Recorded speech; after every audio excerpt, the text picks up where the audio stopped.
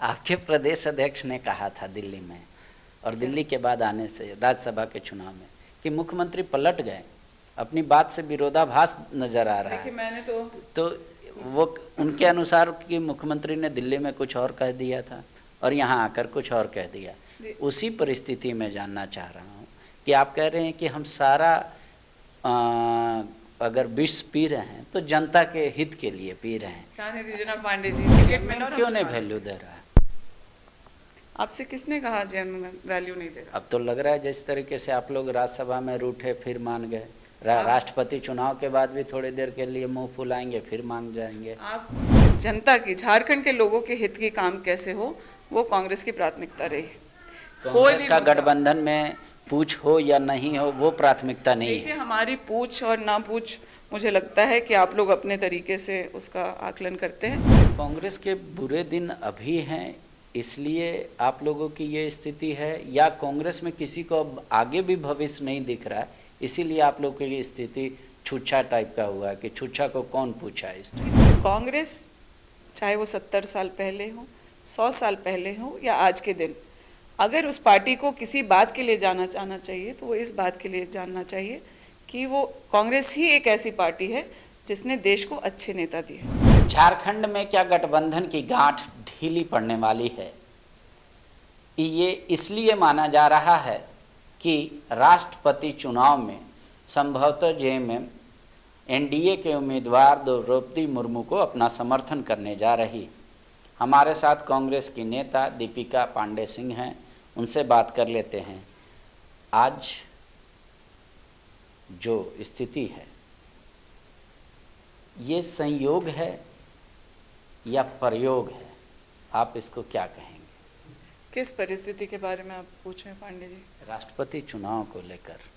देखिए, राष्ट्रपति चुनाव तो देश में तय है किस वक्त होगा, पक्ष विपक्ष के लोग कैंडिडेट देंगे वो भी तय है। आज न ये प्रयोग है न संयोग है, आज विचारधारा की लड़ाई जो है वो सबसे अहम है और मुझे लगता है कि इसको डाइल्यूट करने का जो प्रयास हो रहा है, आप अगर पहले हम लोगों की जो राज्यपाल रहीं उनकी बात उनके संदर्भ में कह रहे हो, अच्छी महिला हैं, उन्होंने अपना कार्यकाल झारखंड में बहुत अच्छा किया है, सम्मानित महिला है, लेकिन आज वो एनडीए की कैंडिडेट है और यूपीए के जो घटक दल हैं, विपक्ष ने एक कैंडिडेट तय किया है। उस कैंडिडेट को तय करने में की बैठक में सभी लोग उपस्थित थे। ऐसा नहीं कि जो है हम लोग महागठबंधन में जो लोग हैं कैंडिडेट तय करते वक्त उससे बाहर रहे। तो मुझे लगता है कि विचारधारा की लड़ाई है और उसको उसी तरीके से लड़ना चाहिए। हाँ, ये जो आज बताया जा रहा है कि भाई महिला हैं, आदिवासी हैं, इन सब बातों को करके लोगों से के भावनाओं से खेलने का प्रयास हो रहा है, तो मैं कहना चाहती हूँ कि इस देश में पहले भी महिला राष्ट्रपति बनी है, आदिवासी राष्ट्रपति के कैंडिडेट्स भी हुए हैं। उस वक्त इसको इस तरीके से हाईलाइट या प्रोजेक्ट नहीं किया जा रहा था, लेकिन हमेशा से पक्ष और विपक्ष का कैंडिडेट होता था, तो पक्ष के लोग अपने कैंडिडेट के लिए वोट करते थे और विपक्ष के लोग अपने कैंडिडेट के साथ रहते।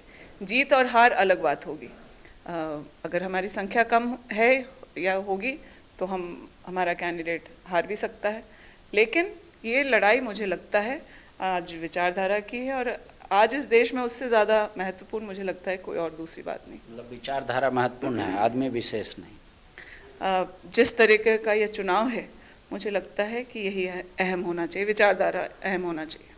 कांग्रेस के बुरे दिन अभी हैं इसलिए आप लोगों की ये स्थिति है, या कांग्रेस में किसी को अब आगे भी भविष्य नहीं दिख रहा है इसीलिए आप लोगों की स्थिति छुच्छा टाइप का हुआ है कि छुच्छा को कौन पूछा इस टाइप से? आप मुझे बताइए कि आप कांग्रेस की बुरी परिस्थिति क्यों बता रहे हैं?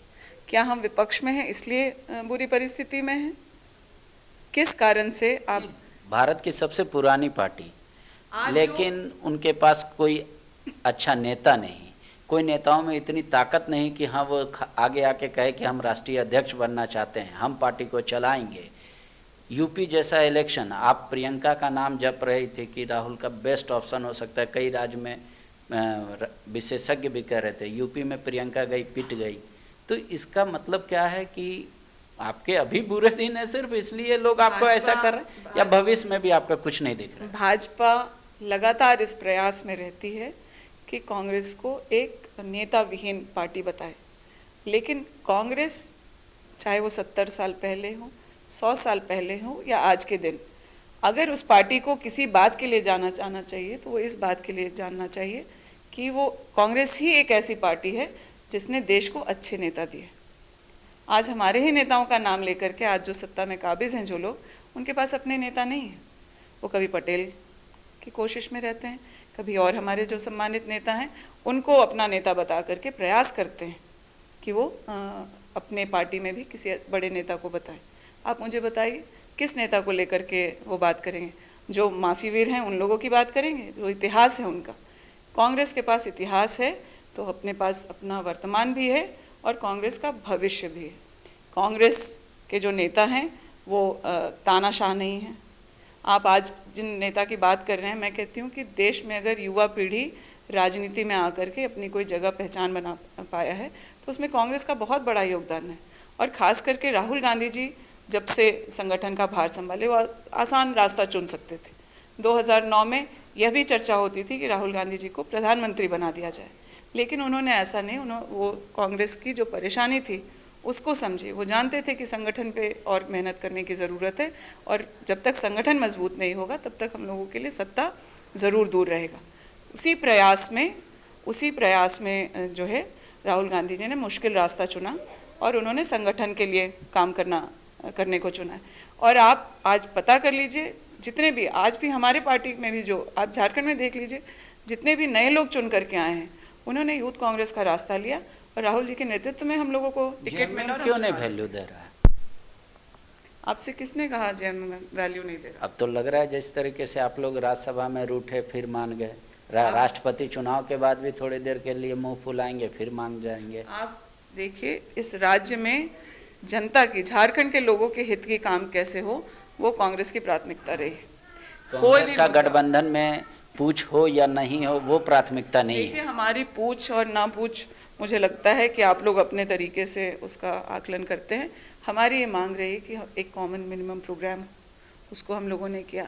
4 महत्वपूर्ण जो मंत्रालय है वो कांग्रेस के पास है।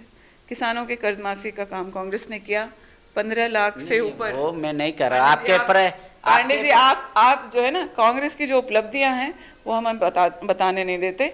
आप मेरा बोलने का काम है वो आप ज्यादा करने लगते हैं। इस दौर ऐसा है कि जहां मीडिया जो है ये प्रयास करती है कि वो अपने एजेंडा को रखे और हमारी बातों को या हमारा पक्ष या विपक्ष जो भी है उस बात के बारे में उसको कम सुने।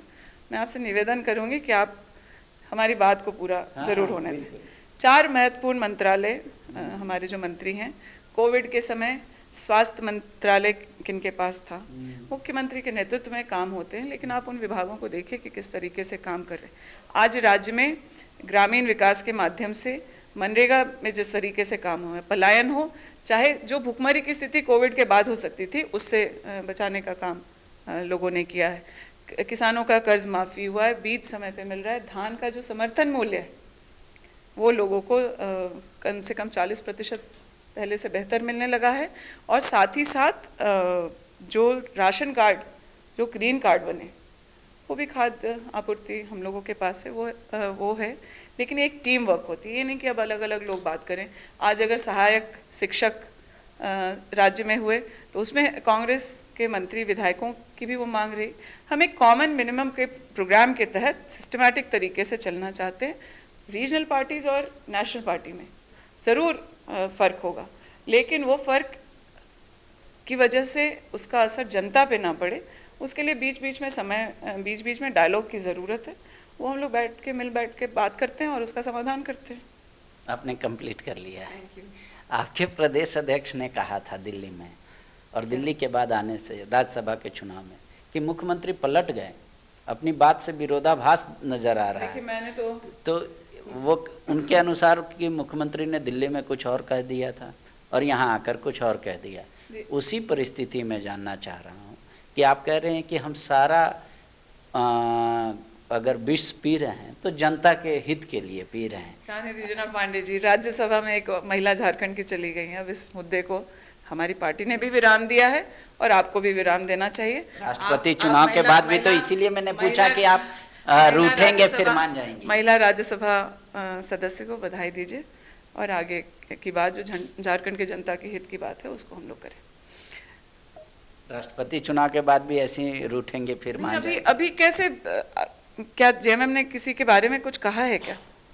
आप मुझे बताइए। नहीं, संकेत तो है। आपके नॉमिनेशन में वो जब नहीं गए तो ये तो संकेत है। ये तो जरूरी नहीं कि सभी कोई सभी जगह पहुंच पाए, कुछ परिस्थिति रही होगी, आगे देखते हैं। द्वंद्व में अगर जेएमएम नहीं रहती तो ऐलान कर देते कि हमारा समर्थन यशवंत सिन्हा को। जिस तरह के इमोशंस क्रिएट करके मीडिया के माध्यम से, लोगों के माध्यम से एक जो जिस तरीके से प्रोजेक्शन किया जा रहा है, हमारा राज्य एक ट्राइबल स्टेट है, हम लोग जानते हैं, और यहाँ पर हम लोग उनका ये राज्य भी इसलिए बना कि उनके हितों की ज़्यादा रक्षा की जा सके।